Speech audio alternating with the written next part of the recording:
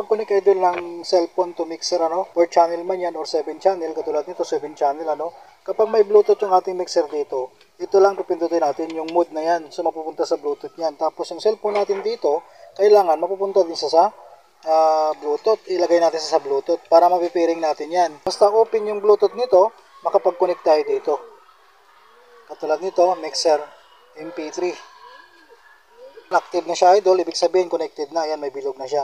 So ngayon, bukod dito sa ating Bluetooth idol, pwede tayo gumamit ng connector. Ito naman yung cord connector ng kailangan natin. Source mula sa ating cellphone to mixer. Ito lang 3.5 to dual, PS na 6.35. So dito lang tayo mag-input sa 6 and 7. So dahil ang inyong mixer ay 4 channel, sa 3 in 4 nyo idol i-input yung itong TS na to na dual galing dito sa ating cellphone. Yan ang magiging purpose natin dito. Pwede through Bluetooth, pwede through connector. Yung volume nyo dito idol, itong main feeder, tapos yung itong